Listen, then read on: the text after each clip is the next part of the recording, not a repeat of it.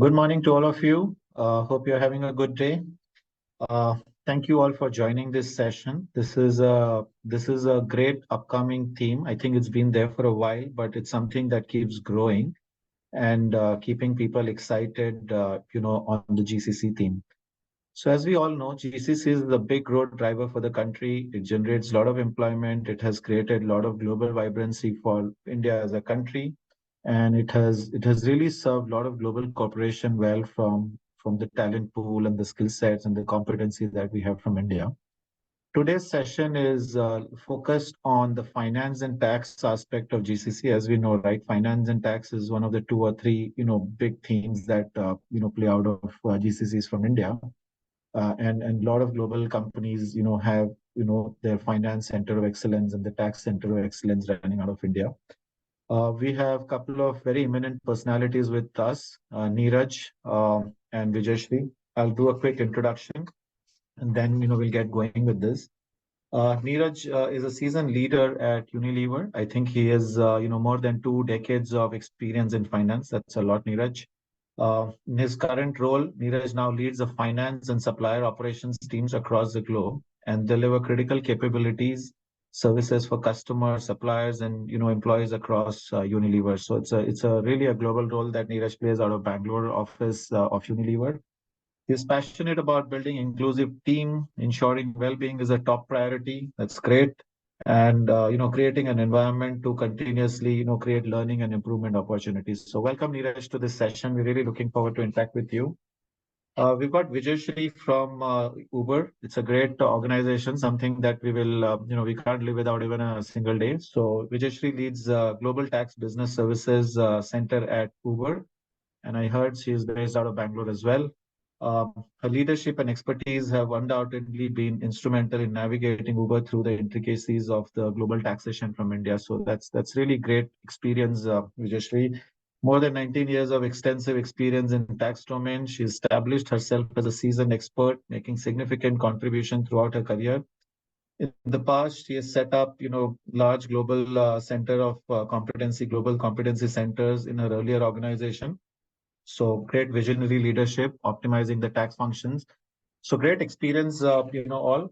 I'll just quickly set a context and then I'll keep going with the question that we have, and I'll encourage audience to post your questions if you have on the chat, and time permitting, we will be able to take it up. So almost this year, as we all know, GCCs are going to cross $50 billion industry in India. We are 46, for 23 and 23, 24, even if we grow 10, 11%, we are going to cross $50 billion, close to 1,600 GCCs in India. And more than 50% have large finance and tax centers of excellence, or large finance services from India. So with that background, I think I'm just going to pose. It's better to hear from Neeraj and Vijayashree, who's got great experience in running these large organizations, especially from finance and tax perspective. So Neeraj, if you don't mind, I would like to start with you. I think my first question, Neeraj, to you is, how have you seen from a finance and accounts perspective, a reporting perspective, the maturity of the GCCs in India, the functions that you do, that you perform, the challenges that you faced, but more importantly, the complexity that we are now able to deal with it. We all know it started with some simple tasks, but we really come a long way. But what has been your experience, and where do you see this now? Yeah, thanks a lot, Madhu. You can hear me well? Yes, we can. Okay, super. So first is, good morning, everybody. Nice to be here and spending the next 20, 25 minutes along with Vijayashree and Madhu. And, please do feel free to ask questions to us as well, and I'm happy to respond to that.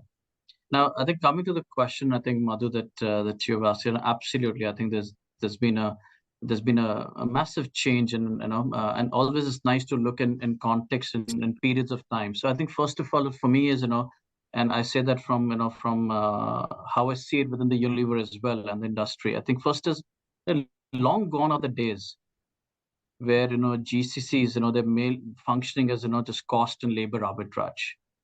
I think more importantly, I think what we see today is we have evolved to more mature center of excellence driving innovation, and also driving about it. The reason is quite simple, because digital transformation is heart of every company's business.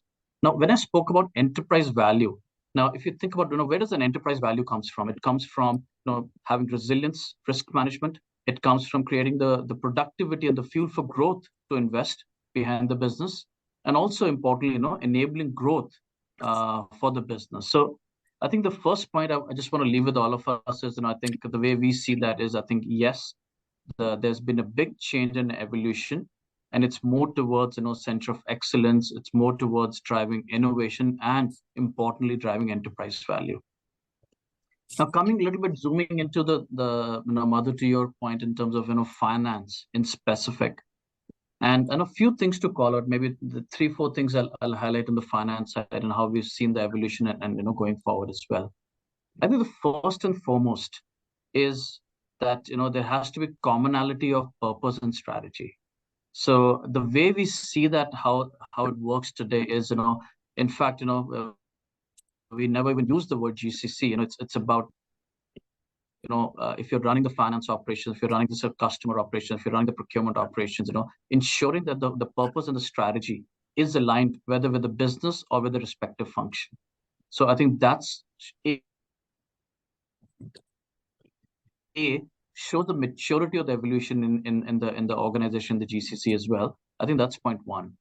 The second is, how we see that is in terms of the role that GCCs play is about shaping the digital strategy, shaping how the capital allocation is done. So it's really evolving to the role of thinkers and influencers of the business, but very importantly is about shaping the digital strategy of the organization. And also within that, very important that, we're also working in terms of, what's the right capital allocation there as well. So very strategic role that the GCCs play today. The third, I would say, is how we see the changes. Again, the finance GCCs, we see this as an orchestrator of business transformation, right? So when we're talking about any major business events, M&As, how does the GCCs play their role? And we're seeing more and more GCCs playing a role in terms of whether it's business integrations, divestitures, and really about enabling the business transformations. Now, in terms of innovation, one of the things that we have seen in our organization and across the industry, we've seen that as well is how the GCCs in finance are also leading for innovation.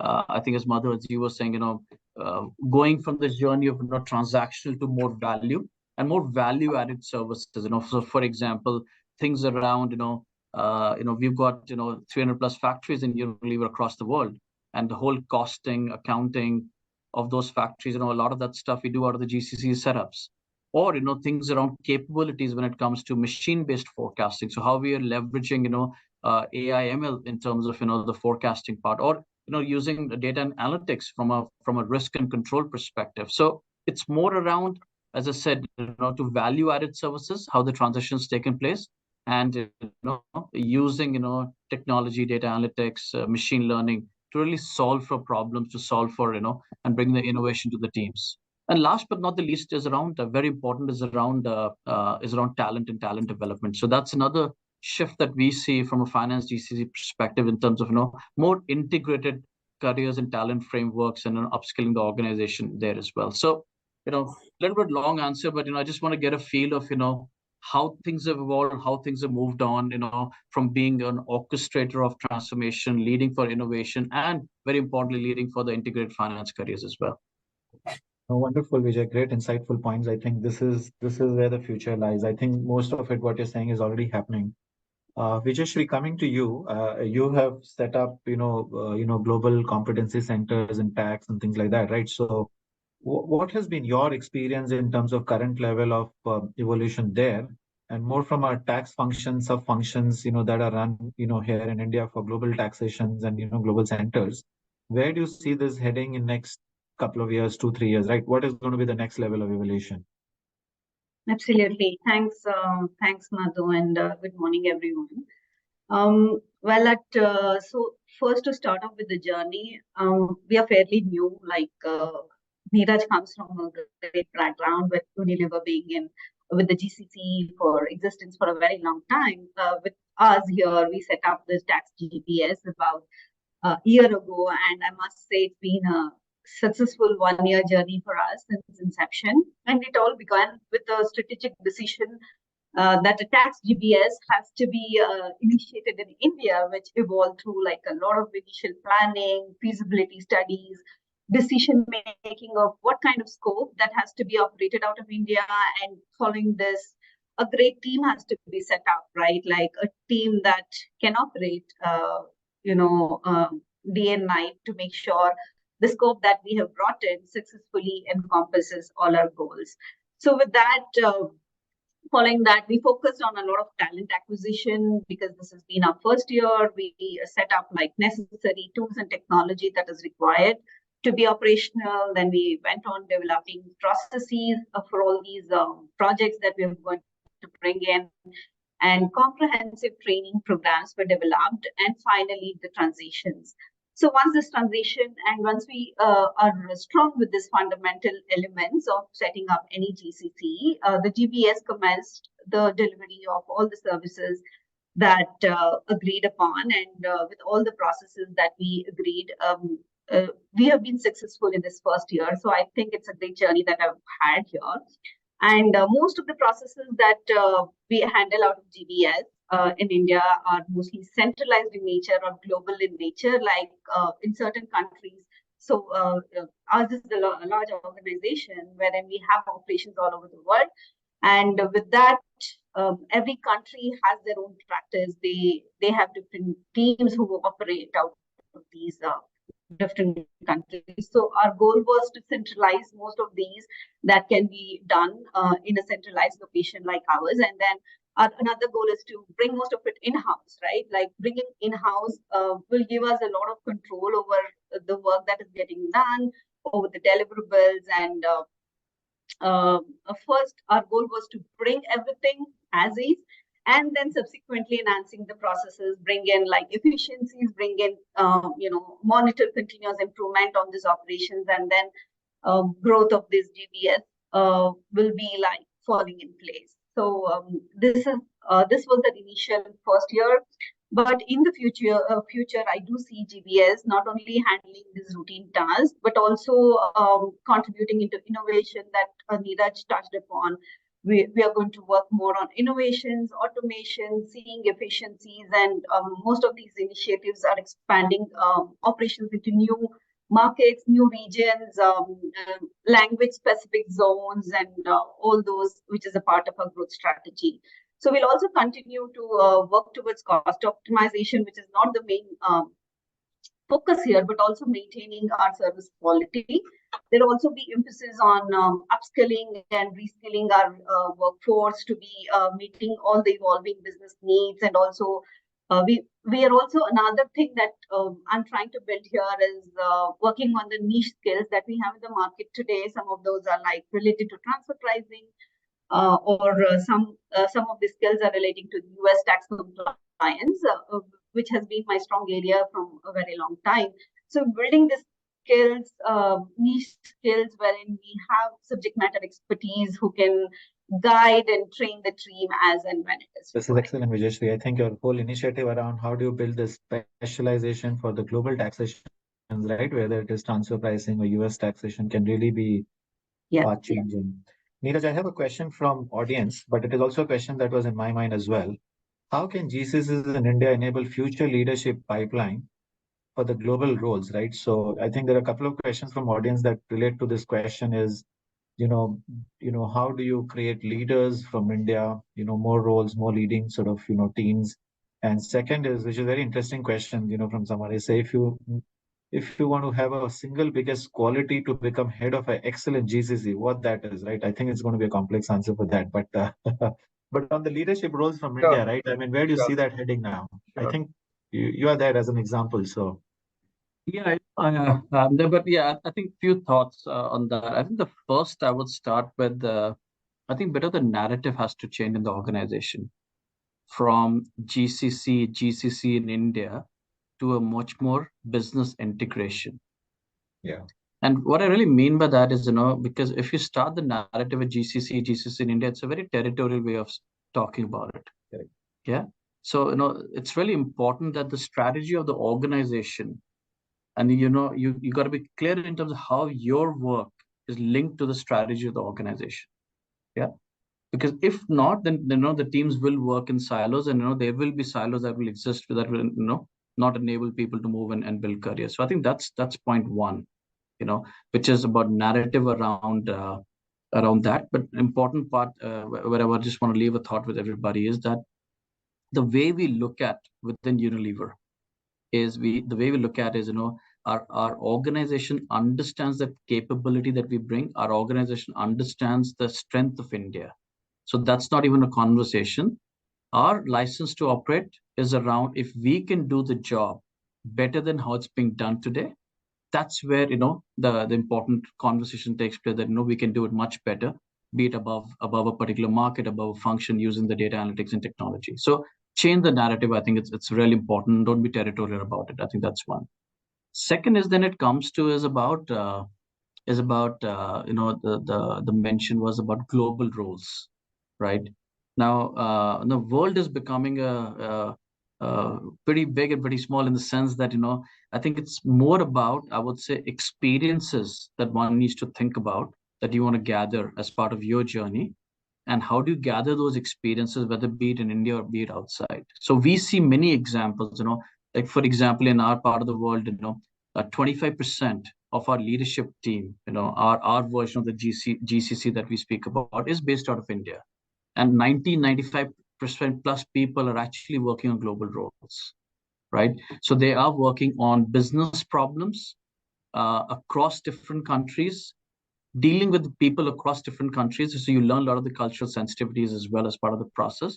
So I think those are two thoughts, Madhu, I'll leave, which is about ensuring integration with the business from strategy downwards, and just changing the narrative. Stuff flows after that. The second point, as I said, which is about that experiences over roles, and many of the experiences, most of the GCs are doing, Vijayashree mentioned that as well. People are solving business problems across the world, from India. So that gives the experience, both on the what and the how. Then I think the last one, as you mentioned, is a question in terms of what is the single biggest quality. I think that's needed. I would say, it's courage to lead and empathy to listen. That's the conduit, one has to play, which is, take the courage to actually lead for the capabilities for the organization, and ensuring that we're pitching it, we're talking to the right people in the organization to help do things in a better way. And equally, as I said, empathy to listen in terms of, how we can solve the business problems in a much better, effective way going forward.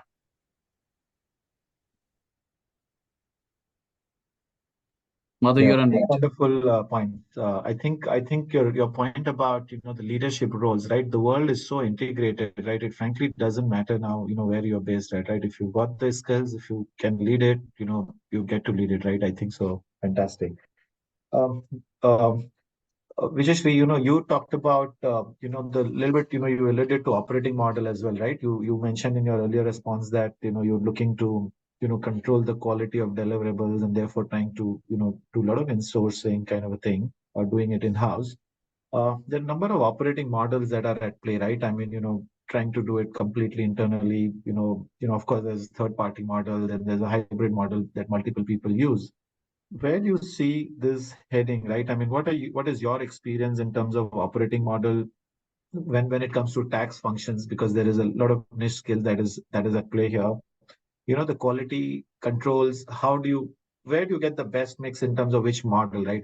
How do you choose that? Absolutely. Thanks.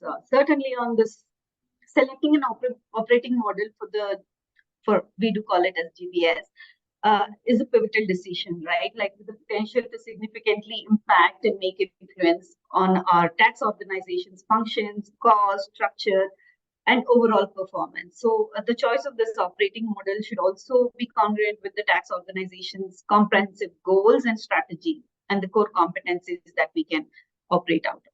So prior to reaching this decision, we did a thorough assessment of some of these factors, along with specific requisites of the GBS. which is an essential way of going forward. Furthermore, with that, organization should also oversee and assess the chosen operating model, whichever it may be, like in-housing, hybrid, or like, working with external service providers. It's sustainable, and you with the evolving business circumstances, those also evolve with time. For us, as I said, in-housing has provided utmost control over processes, security, safeguarding our data, and everything. So, but having said that, in-housing is not the only option for all the processes, because there may be certain processes wherein you need to opt for an hybrid model, wherein you work with the external consultants, or you work with some other service providers in this area to be able to operationalize whatever is your goal. But in-housing also provides us flexibility to customize our processes in accordance with the organizational specific requirements, and with our goals and our strategy. When all the operations are conducted in-house, I would say that it becomes more feasible for us to ensure that the GCC or the GBS can work closely with the tax organization to overarch these strategic objectives, to make sure and all the goals are aligned together to provide a successful streamline for everyone. And also, I would like to point out here is one indispensable model in the strategic planning is hiring is very important. And with the talent workforce, with the talent that we have, it's very important to strategically hire those roles to make sure these align with the operating model that you're looking for, like whether it's an in-house model or whether it's a hybrid model. The talent is really important, plays a really important role here. Oh, wonderful. Thank you so much. So it's quite complex because there's no one size fit all here, I guess. Yeah. So Neeraj, coming to the talent point that Vijayashree is alluding to, we've seen the era of great resignation just a couple of years back, last year, to in that context. And the offices. So your recommendation is, of course, we should not call it GCC, right? Because that creates this whole territorial thing. So the India office, or whatever name that you want to give. There is whole perception that a lot of concentration is there, and then there are business dynamics across global kind of a thing. When you see this level of attrition, right, like we've seen last year or the year before that, how do you manage it, and how do you manage the global stakeholders also in this case? And no, Madhu, that's a very important aspect of it. And but I think given the criticalness of the finance functions, right, you're actually you're delivering deliverables every day, right? Either MIS or a month end or a quarter close, things like that. So correct. And the whole knowledge part, the experience part. I think if I de-average this little bit on the whole attrition part, and I see a distinction in terms of, there are places where we see high attrition from a GCC perspective, and the places where it's actually in a very healthy levels.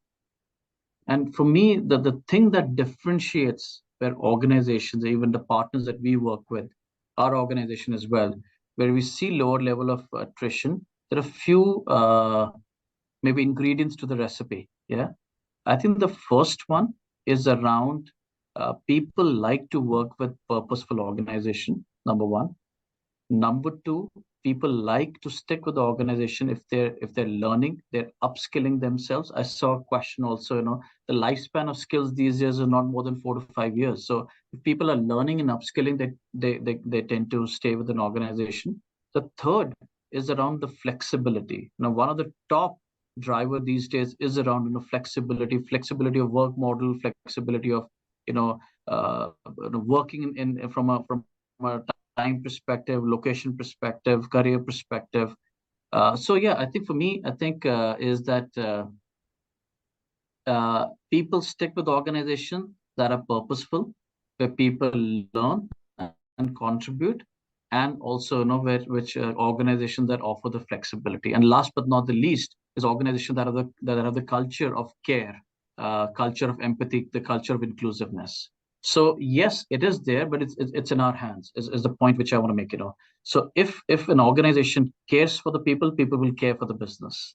right? And if an organization provides the flexibility that people need, people will stick on. If the organization provides the learning opportunities and allows people to paint the canvas that they want to paint, they're likely to stick with the organization. So yes, I'm not trying to be philosophical about it, Madhu, as well, but it is a challenge. I'm not denying the challenge. We've got cases of the challenge exists, and we try and de-average the challenge in terms of where we need the criticality of operations versus not. So how do we manage that? And there are multiple tools we all use.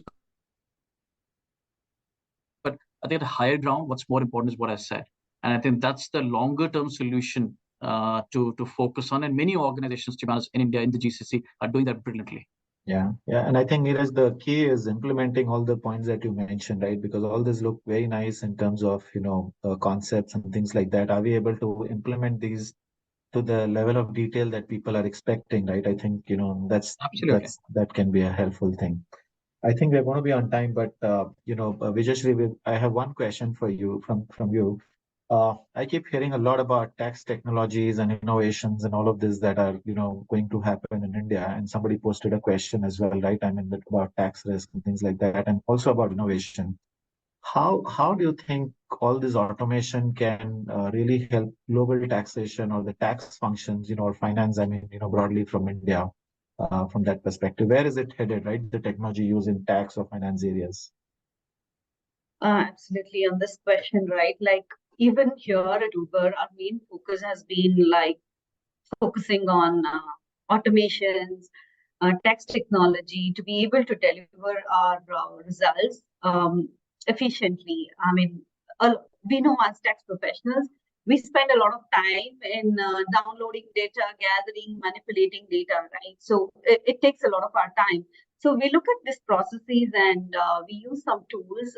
One such tool is called Tricks tool that we use to bring in some kind of automations which can make like a mundane task or a task that is repetitive and things like that can be made easier, or a time-consuming task can be done with a click of a button. So we concentrate on identifying such opportunities within all the processes that GPS is doing to see where the time is spent and how well can we use that time to focus on more strategic activities rather than like doing this repetitive task, which can be done by some of the tools that we have in today's world.